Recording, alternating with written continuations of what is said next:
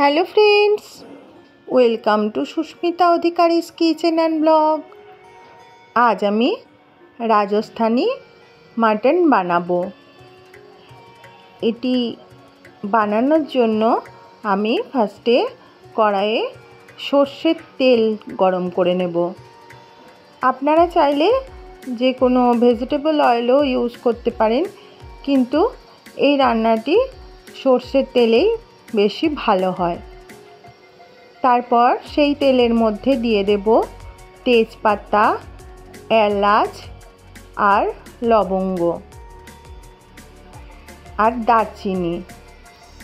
এই ফোড়ন দিয়ে এই ফোড়নটি থেকে যখন একটি সুন্দর গন্ধ ছাড়বে, তখন তার মধ্যে দিয়ে দেব 4টি শুকনো লঙ্কা, গোটা শুকনো লঙ্কা দিয়েছি, আর কয়েকটা গোলমরিচ দিয়ে দেব।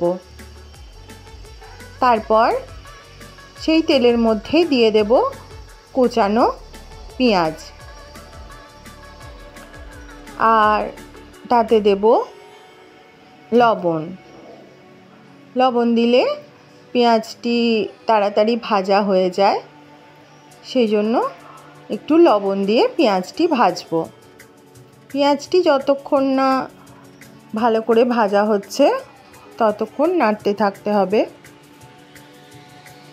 পেঁয়াজটি খুব লাল করেও ভাজবো না। যখন পেঁয়াজ থেকে কাঁচা গন্ধ চলে যাবে আর একটু হালকা ভাজা হবে, ততক্ষণ ভাজতে থাকতে হবে।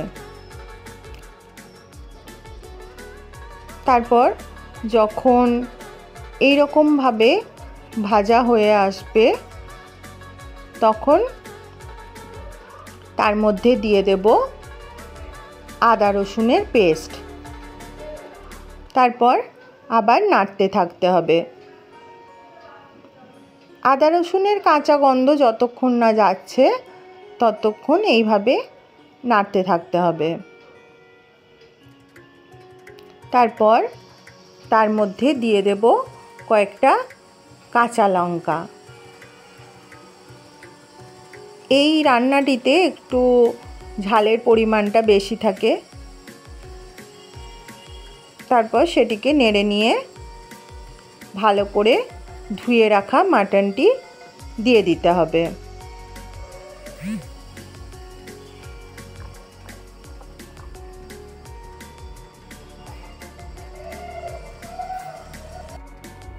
তারপর যতক্ষণ না মাটনটি ভালো করে কষানো হচ্ছে ততক্ষণ এইভাবে নাড়তে থাকতে হবে।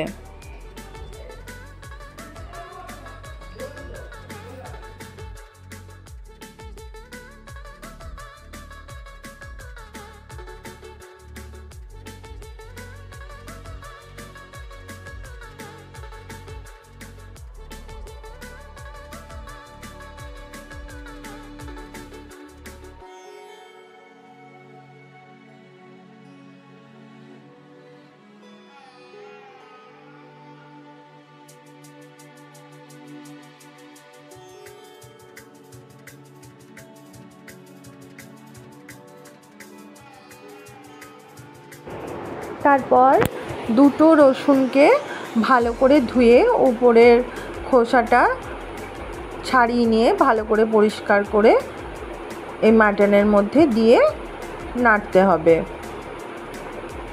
এটা দিলে খেতে খুব ভালো লাগে, একটা আলাদা রকমের টেস্ট হয়। আপনারা এইভাবে বানিয়ে দেখবেন, খুবই সুন্দর হয় খেতে,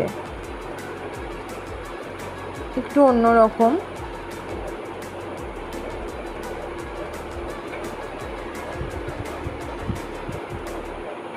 তারপর এই অবস্থায় আমি দিয়ে দেব হলুদ গুঁড়ো, ধনে গুঁড়ো,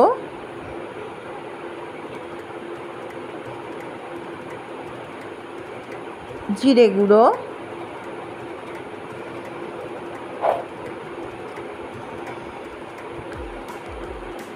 লঙ্কা গুঁড়ো,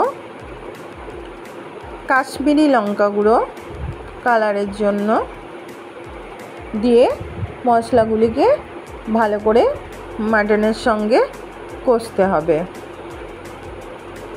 যতক্ষণ না মশলাগুলি থেকে কাঁচা গন্ধ যাচ্ছে ততক্ষণ এইভাবে কষে যেতে হবে।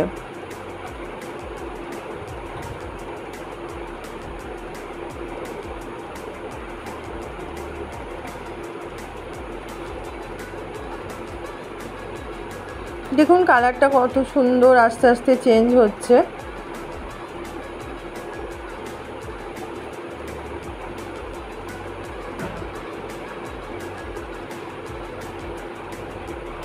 যখন এরকম কষানো হয়ে যাবে এবং উপর থেকে তেল ছেড়ে আসবে তখন তার মধ্যে দুটো টমেটো কুচানো এইভাবে দিয়ে দিতে হবে, দিয়ে আবার ভালো করে নাড়তে হবে যতক্ষণ না টমেটোগুলো গলে যাচ্ছে ততক্ষণ এইভাবে নাড়তে থাকতে হবে।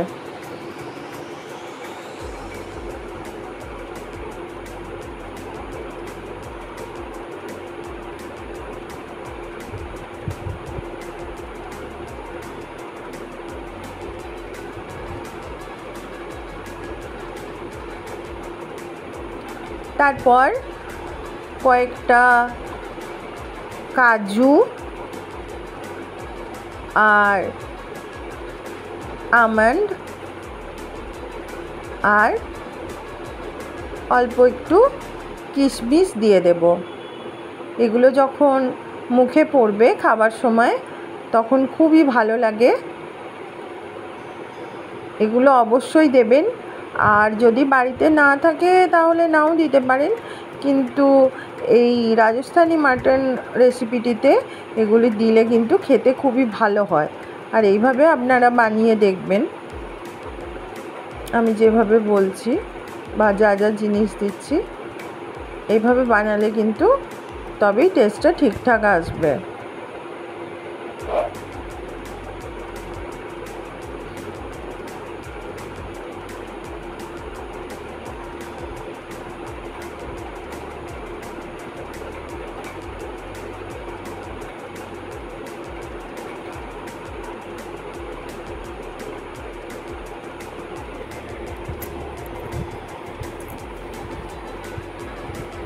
তারপর এর মধ্যে দিয়ে দেব একটু গরম মশলা গুঁড়ো। আপনারা যদি বাড়িতে গরম মশলা গুঁড়ো বানান তাহলে সেটাও দিতে পারেন, আবার বাজার থেকে কেনাও দিতে পারেন। আমি এখানে বাজার থেকে কেনা শাহি গরম মশলা গুঁড়ো ইউজ করেছি। ওটা দিয়ে আবার ভালো করে নেড়ে নিতে হবে।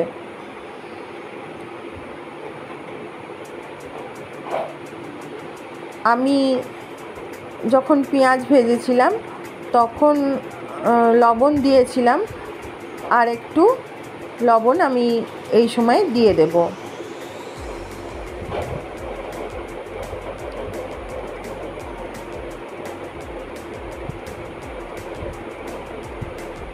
তারপর আবার ভালো করে নেড়ে নেব।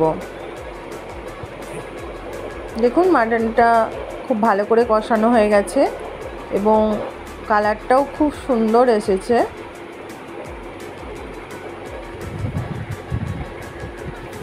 তারপর কষানো হয়ে গেলে ওটিকে আমি কুকারে ট্রান্সফার করে নেব, দিয়ে গরম জল দিয়ে দেব। গরম জল দিলে মশলার ব্যালেন্সটা ঠিক থাকে আর যে হিটটা সেটাও ঠিক থাকে।